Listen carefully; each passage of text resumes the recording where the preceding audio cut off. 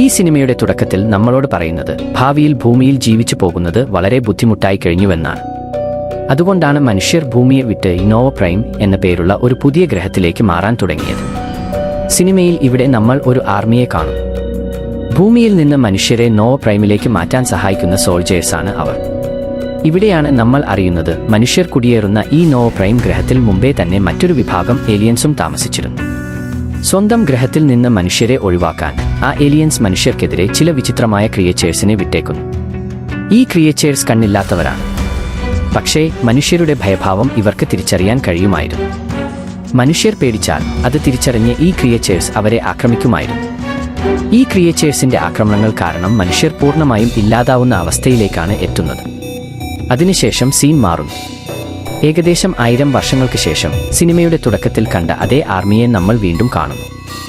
മനുഷ്യരെ രക്ഷിക്കാൻ ഈ അപകടകരമായ ക്രിയേച്ചേഴ്സിനെ ഇല്ലാതാക്കാനുള്ള മാർഗം ഈ ആർമി കണ്ടെത്തിയിരുന്നു. ഈ ആർമിയുടെ കമാൻഡർ സൈഫർ എന്നയാളാണ്. അവൻ ഈ ക്രിയേച്ചേഴ്സിനെ കൊല്ലാനുള്ള ഒരു പ്രത്യേക ടെക്നിക് കണ്ടെത്തിയിരുന്നു. അതിന് ഗൂസ്റ്റിംഗ് എന്നായിരുന്നു പേര്. ഈ ടെക്നിക് ഉപയോഗിച്ച് ഭയം ഇല്ലാതെ ക്രിയേച്ചേഴ്സിന്റെ അടുത്തേക്ക് ചെന്നാൽ അവർക്ക് മനുഷ്യരെ ഡിറ്റക്ട് ചെയ്യാൻ കഴിയില്ല. അങ്ങനെ അവർ പൂർണ്ണമായും ബ്ലൈൻഡ് ആയിരിക്കുമ്പോൾ മനുഷ്യർക്ക് അവരെ കൊല്ലാൻ സാധിച്ചു. അടുത്ത സീനിൽ ചില ടീനേജർമാരെ നമ്മൾ കാണും. മനുഷ്യരുടെ പുതിയ ഗ്രഹമായ നോവ പ്രൈമിൽ റേഞ്ചേഴ്സായി മാറാൻ അവർ ട്രെയിനിങ് എടുക്കുകയാണ്. ഈ കുട്ടികളിൽ ഒരാളാണ് കിറ്റായി. ഇവിടെ നമ്മൾ അറിയുന്നത് കിറ്റായി കമാൻഡർ സൈഫറിന്റെ മകനാണെന്നതാണ്. ക്രിയേച്ചേഴ്സിനെ കൊല്ലാനുള്ള ഗൂസ്റ്റിംഗ് ടെക്നിക് കണ്ടെത്തിയത് അവന്റെ അച്ഛനായിരുന്നു. അതുകൊണ്ടാണ് ഇപ്പോൾ ഈ ഗ്രഹത്തിൽ മനുഷ്യരുടെ ജീവിതം സുരക്ഷിതമായിരിക്കുന്നത്. കിറ്റായി ഒരു റേഞ്ചർ ആകാൻ വളരെ അധികം ആകാംക്ഷയുള്ളവനായിരുന്നു. കാരണം അവനെ രക്ഷിക്കുമ്പോൾ അവന്റെ സഹോദരി ആ ക്രിയേച്ചേഴ്സിന്റെ ആക്രമണത്തിൽ കൊല്ലപ്പെട്ടിരുന്നു. അതിനാൽ അവർക്കെതിരെ പോരാടാനും തന്റെ സഹോദരിയുടെ മരണത്തിന് പ്രതികാരം ചെയ്യാനുമാണ് കിറ്റായി റേഞ്ചർ ആകാൻ ശ്രമിക്കുന്നത്. പക്ഷേ എവാലുവേഷൻ ഡേയിൽ തന്റെ മോശം പെർഫോമൻസ് കാരണം കിറ്റായിയെ എലീറ്റ് റേഞ്ചറായി തിരഞ്ഞെടുക്കുന്നില്ല. ഇതോടെ കിറ്റായി വളരെ അധികം വിഷമിക്കുന്നു. അതിനുശേഷം നമ്മൾ കിറ്റായിയുടെ വീട്ടിലെത്തുന്നു. ഇവിടെ സൈഫർ തന്റെ ഭാര്യയെ കാണുന്നു. ഡിന്നറിനിടെ സൈഫർ തന്റെ മകൻ കിറ്റായിയോട് ട്രെയിനിങ് എങ്ങനെ പോയെന്ന് ചോദിക്കുന്നു. അതിന് കിറ്റായി താൻ എലീറ്റ് റേഞ്ചറായി തിരഞ്ഞെടുക്കപ്പെടില്ലെന്ന് പറയുന്നു. സൈഫർ അവനോട് കൂടുതൽ പരിശ്രമിക്കണമെന്ന് പറയുമ്പോൾ കിറ്റായിക്ക് വളരെ അധികം ദേഷ്യം വരുന്നു. അവൻ ഭക്ഷണം ഉപേക്ഷിച്ച് പോകാൻ ശ്രമിക്കുമ്പോൾ സൈഫർ അവനെ അവിടെ നിർത്തുന്നു. ഡിന്നറിന് ശേഷം സൈഫർ തന്റെ ഭാര്യയോട് ചില റേഞ്ചേഴ്സിനെ ട്രെയിൻ ചെയ്യാനുള്ള അവസാന മിഷനിലേക്കാണ് താൻ പോകുന്നതെന്നും അതിനുശേഷം ജോലിയിൽ നിന്ന് റിട്ടയർമെന്റ് എടുക്കുമെന്നും പറയുന്നു. അതിന് സൈഫറിന്റെ ഭാര്യ കിറ്റായിയെ കൂടെ കൊണ്ടുപോകണമെന്ന് പറയുന്നു. ഒരു റേഞ്ചർ എങ്ങനെ ആകാം എന്ന് അവൻ പഠിക്കാൻ വേണ്ടിയാണെന്ന്. കൂടാതെ കിറ്റായി ഇപ്പോഴും തന്റെ സഹോദരിയുടെ മരണത്തിന് തന്നെ കുറ്റം പറയുന്നുണ്ടെന്നും അവൾ സൈഫറിനോട് പറയുന്നു. അടുത്ത ദിവസം സൈഫറും കിറ്റായിയും അവരുടെ അടുത്ത മിഷനായി തയ്യാറെടുക്കുന്നത് നമ്മൾ കാണുന്നു. അവർ പുറപ്പെടുന്നതിന് മുമ്പ് ഒരു കാൽ നഷ്ടപ്പെട്ട ഒരു റേഞ്ചർ സൈഫറിന്റെ അടുത്തേക്ക് വരുന്നു. യുദ്ധത്തിനിടെ സൈഫർ തന്റെ ജീവൻ രക്ഷിച്ചതിനാൽ അവൻ ഒരു കാലിൽ നിന്നുകൊണ്ട് സൈഫറിന് സല്യൂട്ട് ചെയ്യുന്നു. തന്റെ അച്ഛനോടുള്ള ഈ ബഹുമാനം കണ്ടപ്പോൾ കിറ്റായിക്ക് വളരെ സന്തോഷം തോന്നുന്നു. അവിടെ ട്രെയിനിങ്ങിനായി ഒരു ക്രിയേച്ചറെ അവരുടെ സ്പേസ്ഷിപ്പിൽ ലോഡ് ചെയ്യുന്നത് നമ്മൾ കാണും. ആ സ്പേസ്ഷിപ്പ് നോവ പ്രൈമിൽ നിന്ന് മറ്റൊരു ഗ്രഹത്തിലേക്ക് പുറപ്പെടുന്നു. യാത്രയ്ക്കിടയിൽ സൈഫർ കിറ്റായിയോട് കുറച്ച് നേരം വിശ്രമിക്കണമെന്ന് പറയുന്നു. പക്ഷേ സ്പേസ്ഷിപ്പിലെ സീറ്റുകൾ അസൗകര്യമുള്ളതായതിനാൽ കിറ്റായിക്ക് ഉറങ്ങാൻ കഴിയുന്നില്ല. അപ്പോൾ കിറ്റായി തന്റെ സീറ്റിൽ നിന്ന് എഴുന്നേറ്റ് ആ ക്രിയേച്ചർ ഉർസയെ ബന്ധിച്ചിട്ടുള്ള ഭാഗത്തേക്ക് പോകുന്നു. അവിടെ ഒരു റേഞ്ചർ ആദ്യം അവനെ തടയുന്നു. പക്ഷേ അടുത്തു നിൽക്കുന്ന റേഞ്ചേഴ്സ് കിറ്റായിയെ ഉർസയുടെ അടുത്തേക്ക് പോകാൻ അനുവദിക്കുന്നു. അവനും തന്റെ അച്ഛനെ പോലെ ധൈര്യമുള്ളവനാണോ എന്ന് നോക്കാനായി. കിറ്റായി ഉർസയുടെ അടുത്തേക്ക് ചെന്നതു മാത്രം ഉർസ അവന്റെ ഭയം തിരിച്ചറിഞ്ഞു. ദേഷ്യത്തോടെ അവൾ സ്വയം മോചിതയാകാൻ ശ്രമിക്കുന്നു. അതിനിടയിൽ സൈഫർ ഉണരുകയും ഷിപ്പിൽ എന്തോ തെറ്റ് സംഭവിച്ചതായി മനസ്സിലാക്കുകയും ചെയ്യുന്നു. അവൻ തന്റെ ഡിവൈസ് ഉപയോഗിച്ച് ഷിപ്പിന്റെ ഗ്രാവിറ്റേഷണൽ ഫോഴ്സ് പരിശോധിക്കുന്നു. അതോടൊപ്പം ഷിപ്പിനുള്ളിൽ എന്തോ അപകടകരമായത് അഴിച്ചുവിട്ടുവെന്ന തോന്നലും അവൻ ഉണ്ടാകുന്നു. ഇവിടെ കിറ്റായി തന്റെ സീറ്റിൽ തിരിച്ചെത്തി ബെൽറ്റ് കെട്ടുന്നു. സൈഫർ പൈലറ്റിന്റെ അടുത്തേക്ക് പോകുന്നു. അവിടെ അവർ ശ്രദ്ധിക്കുന്നത് ആ സ്പേസ്ഷിപ്പ് തെറ്റിദ്ധാരണയായി ഒരു ആസ്റ്ററോയിഡ് ഷവറിനുള്ളിലേക്ക് കടന്നുവെന്നതാണ്. അതിനാൽ ഷിപ്പ് ഗുരുതരമായി ഡാമേജ് ആകുന്നു. ലക്ഷ്യസ്ഥാനത്തെത്താൻ പോലും കഴിയാത്ത അവസ്ഥയിലാകുന്നു. ഇപ്പോൾ മനുഷ്യർക്ക് ജീവിക്കാൻ അനുയോജ്യമായ അടുത്തൊരു ഗ്രഹം കണ്ടെത്തേണ്ട അവസ്ഥയിലായിരുന്നു അവർ. പൈലറ്റ് തിരയുമ്പോൾ അടുത്തുള്ള ഗ്രഹമായി ഭൂമി കാണുന്നു. പക്ഷേ മനുഷ്യർ ഭൂമിയെ വിട്ടുപോയ ശേഷം അവിടെ എന്തൊക്കെ സംഭവിച്ചിരിക്കുമെന്ന് അറിയാത്തതിനാൽ ഭൂമി സുരക്ഷിതമാണോ എന്ന കാര്യത്തിൽ സൈഫറിന് വലിയ സംശയം തോന്നുന്നു. പക്ഷേ അവർക്ക് മറ്റൊരു വഴിയില്ലാത്തതിനാൽ ഭൂമിയിൽ തന്നെ ലാൻഡ് ചെയ്യേണ്ടി വരുന്നു. ഷിപ്പ് ഭൂമിയിലേക്കു അതിവേഗത്തിൽ നീങ്ങുകയായിരുന്നു. ഇവിടെ സൈഫർ തന്റെ മകൻ കിറ്റായിയുടെ അടുത്തേക്ക് വരുന്നു. കിറ്റായി വളരെ ഭയന്ന നിലയിലായിരുന്നു. അവന്റെ സഹോദരിയുടെ മരണദൃശ്യം വീണ്ടും ഓർമ്മയിൽ വരികയായിരുന്നു. സൈഫർ അവനെ ശാന്തനാക്കാൻ ശ്രമിക്കുമ്പോൾ തന്നെ അമിതവേഗം കാരണം ഷിപ്പ് തകർന്നു തുടങ്ങുന്നു. എല്ലാവരും ഷിപ്പിൽ നിന്ന് പുറത്തേക്ക് തെറിച്ചു വീഴുന്നു. കിറ്റായി സീറ്റ് ബെൽറ്റ് ധരിച്ചിരുന്നതിനാൽ സീറ്റിൽ തന്നെ ഉണ്ടാവുകയും ക്രാഷ് ലാൻഡിങ്ങിനിടെ ബോധരഹിതനാവുകയും ചെയ്യുന്നു. അവസാനം ഏകദേശം 1000 വർഷങ്ങൾക്ക് ശേഷം മനുഷ്യർ വീണ്ടും അവരുടെ പഴയ വീടായ ഭൂമിയിലെത്തുന്നു. കിറ്റായി ബോധം വീണ്ടെടുത്തപ്പോൾ ചുറ്റും കിടക്കുന്ന റേഞ്ചേഴ്സിന്റെ മരിച്ച ശരീരങ്ങൾ അവൻ കാണുന്നു. അവിടെ സൈഫറിന്റെ ശരീരവും കണ്ടെത്തുന്നു. കിറ്റായി അവനെ കെട്ടിപ്പിടിക്കുന്നു. കുറച്ച് നിമിഷങ്ങൾക്കകം സൈഫർ ബോധം വീണ്ടെടുക്കുമ്പോൾ കിറ്റായിക്ക് വലിയ ആശ്വാസമാകും. സൈഫർ ജീവനോടെയുണ്ടായിരുന്നു എന്നത് നല്ല വാർത്തയായിരുന്നെങ്കിലും അവന്റെ 2 കാലുകളും ഗുരുതരമായി പരിക്കേറ്റിരുന്നതാണ് മോശം വാർത്ത. സൈഫർ കിറ്റായിയോട് എത്ര പേർ ജീവനോടെ ഉണ്ടെന്ന് ചോദിക്കുന്നു. കിറ്റായി മറുപടി പറയുന്നു, നമ്മളെ ഒഴികെ എല്ലാവരും മരിച്ചുവെന്ന്. കൂടാതെ ഉർസയെ തടവിലിട്ടിരുന്ന ഷിപ്പിന്റെ ഭാഗം കാണാനില്ലെന്നും അവൻ പറയുന്നു. ആ അപകടത്തിൽ ആ ക്രിയേച്ചർ മരിച്ചിരിക്കാമെന്ന് സൈഫർ ആദ്യം കരുതിയെങ്കിലും കിറ്റായിയോട് അതീവ ജാഗ്രത പാലിക്കാൻ പറയുന്നു. സൈഫർ ബീക്കൺ എന്നൊരു കമ്മ്യൂണിക്കേറ്ററിനെ കുറിച്ച് കിറ്റായിക്ക് പറയുന്നു. നോവ പ്രൈമിലേക്ക് എമർജൻസി റെസ്ക്യൂ സിഗ്നൽ അയക്കാൻ ഉപയോഗിക്കുന്ന ഉപകരണമാണ് അത്. പക്ഷേ ബീക്കൺ പൂർണ്ണമായും തകർന്ന നിലയിലാണെന്ന് കണ്ടപ്പോൾ അവർ നിരാശരാകുന്നു. തുടർന്ന് കിറ്റായി സൈഫറിനെ ഒരു കൺട്രോൾ പാനലിന്റെ അടുത്തേക്ക് കൊണ്ടുപോകുന്നു. ഭാഗ്യവശാൽ അത് ഇപ്പോഴും പ്രവർത്തിക്കുന്നുണ്ടായിരുന്നു. ആ പാനൽ ഉപയോഗിച്ച് ഷിപ്പിന്റെ മറ്റൊരു ഭാഗത്തുണ്ടായിരുന്ന 2ാമത്തെ ബീക്കണിന്റെ സ്ഥാനം സൈഫർ കണ്ടെത്തുന്നു. ക്രാഷ് ലാൻഡിങ്ങിനിടെ ആ ഭാഗം ഇവിടെ നിന്ന് ഏകദേശം 100 കിലോമീറ്റർ അകലെയായി വീണിരുന്നു. ബീക്കൺ ഇല്ലാതെ അവർ വീട്ടിലേക്ക് മടങ്ങാൻ കഴിയില്ലായിരുന്നു. അതിനാൽ എങ്ങനെയായാലും ആ ബീക്കൺ കണ്ടെത്തണം. സൈഫറിന്റെ 2 കാലുകളും പരിക്കേറ്റതിനാൽ അവൻ നടക്കാൻ പോലും കഴിയില്ല. അതുകൊണ്ട് ഈ ദൗത്യം മുഴുവനും കിറ്റായിക്കാണ് ചെയ്യേണ്ടത്. ഇത് കിറ്റായിക്ക് ഒട്ടും എളുപ്പമായിരുന്നില്ല. എന്നാൽ കൺട്രോൾ പാനലിന്റെ സഹായത്തോടെ ഓരോ നിമിഷവും താൻ അവനെ നിരീക്ഷിക്കുമെന്ന് സൈഫർ ഉറപ്പുനൽകുന്നു. കൂടാതെ ഭൂമിയിലെ ക്രിയേച്ചേഴ്സിൽ നിന്ന് അകലെ നിൽക്കണമെന്നും മുന്നറിയിപ്പ് നൽകുന്നു.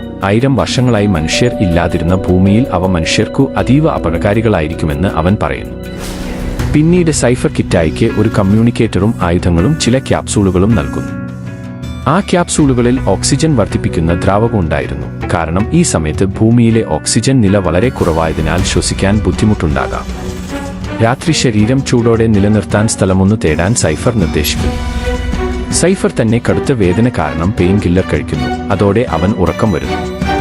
ഉറങ്ങുന്നതിനു മുമ്പ് കൺട്രോൾ പാനലിൽ നിന്ന് കിറ്റായി ഒരു കാടിലെത്തിയതായി സൈഫർ ശ്രദ്ധിക്കുന്നു. അവിടെ ഒരു ക്രിയേച്ചർ അവനെ ആക്രമിക്കാൻ ശ്രമിക്കുന്നു. സൈഫർ ഉടൻ തന്നെ കിറ്റായിയെ മുന്നറിയിപ്പ് നൽകി അകലം പാലിക്കാൻ പറയുന്നു.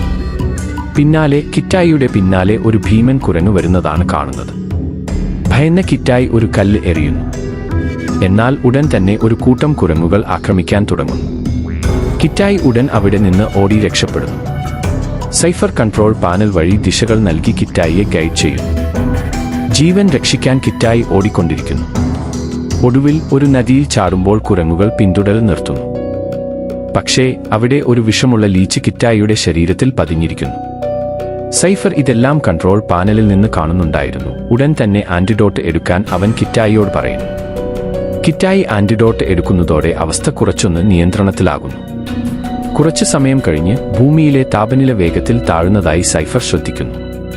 രാത്രി വീഴുന്നതിന് മുമ്പ് ഒരു ഹോട്ട് സ്പോട്ടിലേക്ക് എത്തിയില്ലെങ്കിൽ തണുപ്പിൽ കട്ടപിടിച്ച് മരിക്കാനുള്ള സാധ്യതയുണ്ടായിരുന്നു. അതിനാൽ കിറ്റായി ജീവൻ രക്ഷിക്കാൻ ഒരു ഹോട്ട് സ്പോട്ടിലേക്ക് ഓടുന്നു.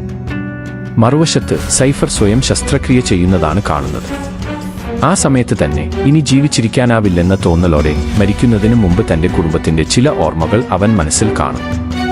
അതേസമയം കിറ്റായിയുടെയും സ്ഥിതി നല്ലതല്ലായിരുന്നു. കുരങ്ങുകളിൽ നിന്ന് രക്ഷപ്പെടുന്നതിനിടെ അവന്റെ 2 ഓക്സിജൻ ക്യാപ്സൂളുകൾ നശിച്ചിരുന്നു. ജീവനോടെ ഇരിക്കാൻ അവൻ വേഗത്തിൽ ലക്ഷ്യസ്ഥാനത്തെത്തണം. സൈഫർ കിറ്റായിയുടെ അവസ്ഥ ചോദിക്കുമ്പോൾ എല്ലാം ശരിയാണെന്ന് കിറ്റായി കള്ളം പറയും. രാത്രി വീഴുന്നു. കിറ്റായി സുരക്ഷിതമായി ഒരു ഗുഹയിൽ അഭയം തേടുന്നു. അവിടെ നിന്ന് ഗൂസ്റ്റിംഗ് ടെക്നിക് എങ്ങനെ കണ്ടെത്തിയതാണെന്ന് കിറ്റായി സൈഫറോട് ചോദിക്കുന്നു. സൈഫർ മറുപടി പറയുന്നു. ഒരിക്കൽ അവൻ മുന്നോട്ട് പോകുമ്പോൾ പെട്ടെന്ന് ഒരു ഉർസ് അവന്റെ മുന്നിൽ പ്രത്യക്ഷപ്പെട്ടു. ഉർസയെ കണ്ട നിമിഷം ഭയന്ന് അവൻ അവിടേക്ക് ഉറച്ചുനിന്നു. ഉർസ് തന്റെ വിചിത്ര ശബ്ദത്തോടെ അവന്റെ തോളിനടുത്ത് ഗർജിക്കാൻ തുടങ്ങി. ഇതിനിടയിൽ അപ്രതീക്ഷിതമായി അവർ ഇരുവരും ഒരു നദിയിലേക്ക് വീഴുന്നു. നദിയുടെ അടിയിൽ ഉർസ് തന്റെ ശരീരത്തിന് മുകളിലുണ്ടായിരുന്നുവെന്നും താനെപ്പോൾ വേണമെങ്കിലും അവനെ തിന്നാൻ പോകുന്ന അവസ്ഥയിലായിരുന്നുവെന്നും സൈഫർ പറയുന്നു. ആ നിമിഷം തന്നെ താൻ മരണം സ്വീകരിച്ചുവെന്നും അതിനാൽ തന്റെ മനസ്സിലെ എല്ലാ ഭയവും അന്ന് ഇല്ലാതായതാണെന്നും അവൻ പറയുന്നു. സൈഫറിന്റെ ഭയം പൂർണ്ണമായും ഇല്ലാതായതോടെ ഉർസയ്ക്ക് അവനെ കണ്ടെത്താൻ സാധിച്ചില്ല. അങ്ങനെ സൈഫർക്ക് വളരെ എളുപ്പത്തിൽ ഉർസയെ കൊല്ലാൻ കഴിഞ്ഞു. ഇതോടെ ട്രിക്ക് എന്താണെന്ന് കിറ്റായിക്ക് വ്യക്തമായി മനസ്സിലാവുന്നു. ഭയപ്പെടരുത് എന്നതാണ് എല്ലാം. അച്ഛന്റെ കഥ കേട്ടുകൊണ്ടിരിക്കെ കിറ്റായി ഉറങ്ങിപ്പോകുന്നു. അടുത്ത ദിവസം രാവിലെ കിറ്റായി തന്റെ യാത്ര വീണ്ടും തുടരും. മറുവശത്ത് സൈഫറിന് ഉർസ ഇപ്പോഴും ജീവനോടെയുണ്ടെന്നൊരു സംശയം തോന്നുന്നു. ഇതിനിടയിൽ കിറ്റായി ഒരു വലിയ വെള്ളച്ചാട്ടത്തിന്റെ അടുത്തേക്ക് എത്തുന്നു. അത് കടന്നാൽ മാത്രമേ അവൻ തന്റെ ലക്ഷ്യസ്ഥാനത്തെത്താൻ കഴിയൂ. ഇവിടെ സൈഫർ കിറ്റായിയോട് അവന്റെ ഓക്സിജൻ ക്യാപ്സൂളുകൾ എത്രയുണ്ടെന്ന് ചോദിക്കുന്നു. തന്റെ കൈവശം വെറും 2 ക്യാപ്സൂളുകൾ മാത്രമേ ബാക്കിയുള്ളൂവെന്ന് പറയുമ്പോൾ കിറ്റായിക്ക് വലിയ ലജ്ജ തോന്നുന്നു. അതോടെ സൈഫർ ഈ ദൗത്യം ഇവിടെ തന്നെ ഉപേക്ഷിക്കാൻ കിറ്റായിയോട് പറയുന്നു. അപ്പോഴാണ് തന്റെ സഹോദരി ഉർസയിൽ നിന്ന് തന്നെ രക്ഷിച്ച നിമിഷം കിറ്റായിക്ക് ഓർമ്മ വരുന്നത്. അതോടെ അവൻ വികാരാധീനനാകുന്നു. താൻ ഭീരുവല്ലെന്ന് അച്ഛനോട് പറഞ്ഞ് കിറ്റായി ആ വെള്ളച്ചാട്ടത്തിലേക്ക് ചാടുന്നു. ചാടുന്നതിനൊപ്പം തന്നെ തന്റെ സ്യൂട്ടിന്റെ ഗൈഡ് ഡയറക്ഷൻ സിസ്റ്റം ഉപയോഗിച്ച് താഴേക്ക് നിയന്ത്രിതമായി വീഴാൻ ശ്രമിക്കുന്നു. പക്ഷേ താഴെ എത്തുന്നതിനു മുമ്പ് തന്നെ ഒരു ഭീമൻ പക്ഷി കിറ്റായിയെ ആക്രമിക്കുന്നു. ഈ ആക്രമണത്തിൽ സൈഫറുമായി ബന്ധിപ്പിച്ചിരുന്ന അവന്റെ കമ്മ്യൂണിക്കേറ്ററും തകരാറിലാകുന്നു. കുറച്ചു സമയം കഴിഞ്ഞ് ഒരു പക്ഷിയുടെ കൂടിൽ കിറ്റായി ബോധം വീണ്ടെടുക്കുന്നു. അവന്റെ ശരീരത്തിൽ ചെറിയ പരുക്കുകൾ ഉണ്ടായിരിക്കുന്നു. കൂട്ടിൽ നിന്ന് പുറത്തേക്ക് വന്നതുമാത്രം ഒരു പുലി കിറ്റായിയെ ആക്രമിക്കുന്നു. ജീവൻ രക്ഷിക്കാൻ കിറ്റായി പുലിയുമായി പൊരുതുന്നു. ഈ പോരാട്ടത്തിനിടെ കൂടിലുണ്ടായിരുന്ന എല്ലാ കുഞ്ഞു പക്ഷികളും മരിക്കുന്നു. പിന്നീട് ആ പക്ഷിയിൽ നിന്നും പുലിയിൽ നിന്നും രക്ഷപ്പെടാനായി കിറ്റായി അവിടെ നിന്ന് ഓടിപ്പോകുന്നു. മറുവശത്ത് സാറ്റലൈറ്റ് മോണിറ്ററിന്റെ സഹായത്തോടെ സൈഫർ കിറ്റായിയെ കണ്ടെത്താൻ ശ്രമിക്കുന്നു. പക്ഷേ കിറ്റായിയെ കണ്ടെത്തുന്നതിനു പകരം മരത്തിൽ കുടുങ്ങിക്കിടക്കുന്ന 2 ഓഫീസർമാരുടെ ശരീരങ്ങളാണ് അവൻ കാണാൻ കഴിയുന്നത്. ഇതോടെ ഉർസ ഇപ്പോഴും ജീവനോടെയുണ്ടെന്ന് സൈഫർക്ക് ഉറപ്പാകുന്നു. ഇതിനുശേഷം കിറ്റായിയെ വീണ്ടും കാണിക്കുന്നു. അവൻ ഒരു ഗുഹയ്ക്കുള്ളിൽ ഇരുന്ന് ഒരു മാപ്പ് തയ്യാറാക്കുന്നു. അതിന്റെ സഹായത്തോടെ വാലിന്റെ ദിശ കണ്ടെത്താനായിരുന്നു ശ്രമം. അടുത്ത ദിവസം രാവിലെ കിറ്റായി തന്റെ യാത്ര തുടരുന്നു. എന്നാൽ ആ പക്ഷി ഇപ്പോഴും അവനെ പിന്തുടരുകയാണ്. ഇതിനിടയിൽ കിറ്റായിക്ക് ശ്വസിക്കാൻ ബുദ്ധിമുട്ട് അനുഭവപ്പെടുന്നു. അതിനാൽ അവൻ തന്റെ അവസാന ഓക്സിജൻ ക്യാപ്സൂൾ ഉപയോഗിക്കുന്നു. തുടർന്ന് കിറ്റായി ഒരു ബോട്ട് നിർമ്മിച്ച് അതിൽ യാത്ര തുടങ്ങുന്നു. യാത്രയ്ക്കിടയിൽ അവൻ ഉറക്കം വരുന്നു. ഉണർന്നപ്പോൾ ഭൂമിയിലെ താപനില വളരെ താഴ്ന്നതായി കിറ്റായി ശ്രദ്ധിക്കുന്നു. ചുറ്റുമുള്ള എല്ലാം മഞ്ഞുകെട്ടിയ നിലയിലായിരുന്നു. അതിനാൽ കിറ്റായി തണുപ്പിൽ ബോധരഹിതനാകുന്നു. അവനെ ആരോ വലിച്ചുകൊണ്ടുപോകുന്നതുപോലുള്ള ഒരു അനുഭവം അവൻ തോന്നുന്നു. അടുത്ത ദിവസം രാവിലെ താൻ പിന്തുടർന്നിരുന്നുവെന്ന് കരുതിയ ആ പക്ഷിയാണ് തന്റെ ജീവൻ രക്ഷിച്ചതെന്ന് കിറ്റായിക്ക് മനസ്സിലാവുന്നു. അവൻ പക്ഷിയോട് നന്ദി പറയുന്നു. പക്ഷേ ആ പക്ഷി ഇതിനോടകം മരിച്ചു കഴിഞ്ഞിരുന്നതായി അവൻ തിരിച്ചറിയുന്നു. സമയം കളയാതെ കിറ്റായി തന്റെ യാത്ര തുടരുന്നു. അവസാനം അവൻ ലക്ഷ്യസ്ഥാനത്തെത്തുന്നു. ആദ്യം ലിക്വിഡ് ഓക്സിജൻ കണ്ടെത്തി ശ്വസിച്ചതിനു ശേഷം ഉർസയെ തടവിലിട്ടിരുന്ന വാലിന്റെ ചേംബർ ഭാഗത്തേക്ക് അവൻ പോകുന്നു.